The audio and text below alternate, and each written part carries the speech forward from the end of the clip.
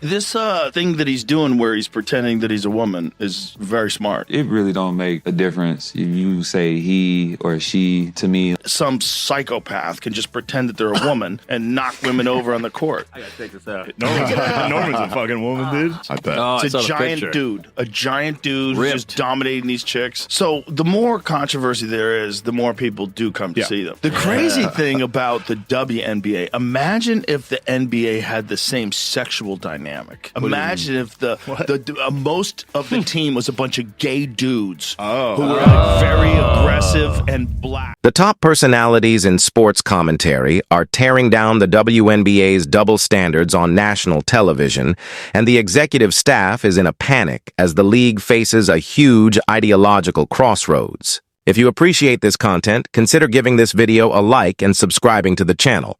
Believe it or not, more than 73% of viewers haven't subscribed yet. It's free and only takes a second, but it means the world to us.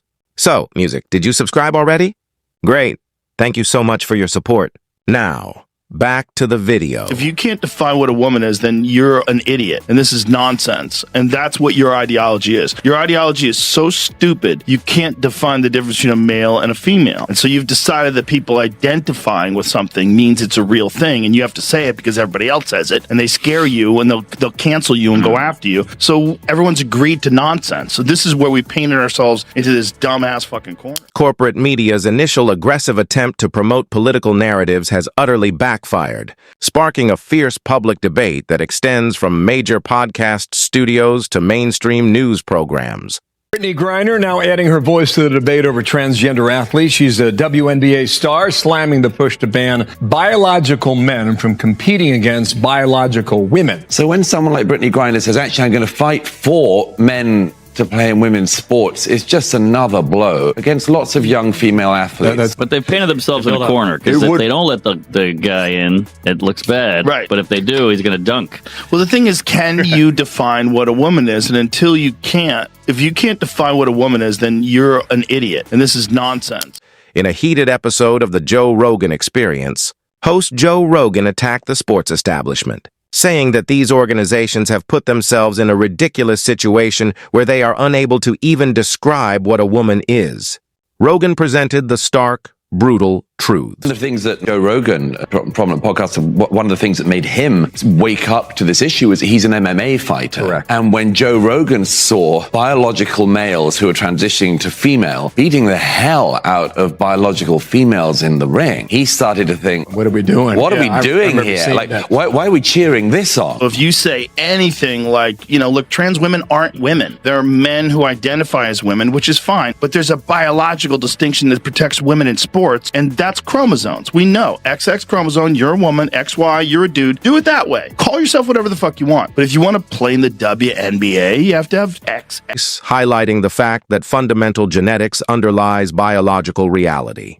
XX chromosomes for women and XY for men, and caution that permitting biological males to participate in female sports totally undermines the essential safeguards that Title IX was designed to offer. Doesn't the WNBA have an onus of responsibility to be able to ensure that it's fair playership, though? I don't know if playership's a word. For college sports and for the WNBA, too, 100%. I mean, I don't think it's ever okay for guys to be playing girl sports, but if this is true, then she was like the origin of this epidemic. Mostly big black gay ladies and a few scared-looking Sophie Cunninghams that have to point fingers at people. You're surrounded by people who think you're perhaps sexually attractive. They've made it into a reality show. It's become like Real Housewives. They're all just fight now. Right. That's the only reason you watch. But it is an interesting sexual dynamic. Rogan brought attention to the contentious political climate within the WNBA during the conversation, highlighting how vocal common sense stars like Sophie Cunningham are compelled to defend biological reality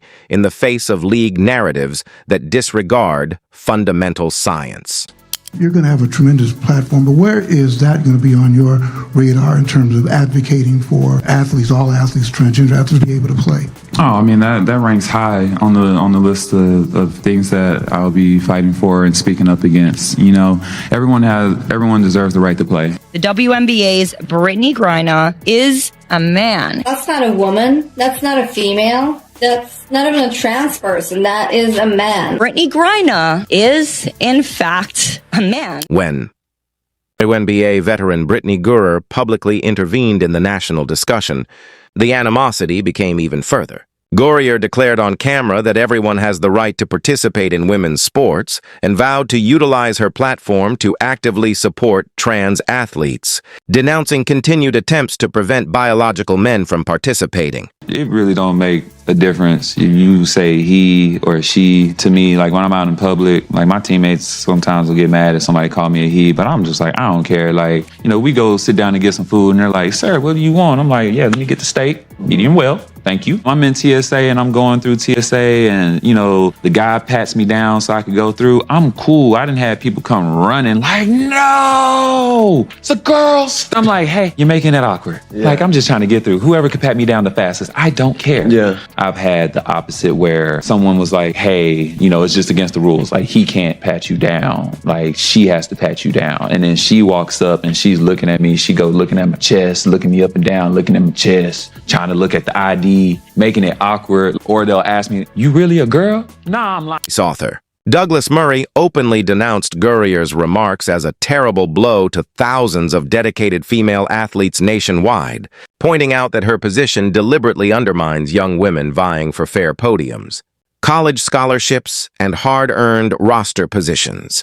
Everyone deserves the right to play, so she's now weighed in on this. She's got a big voice. I suppose it's sort of lucky that Brittney Griner's not just starting off, because if these are the rules when she was starting off, then the whole thing might be different. The problem we have in America on this is that there's a very distinct lack, actually, of women defending women in the public square on issues like this. And that isn't the case in every other country. And for instance, in my own country of origin, Britain, there have been very, very prominent women, not just in sports, but across the political and social platforms who have objected to precisely. Murray noted that years ago, after witnessing biological males transform and physically subjugate female rivals in combat sports, even Rogan realized the underlying danger of this problem.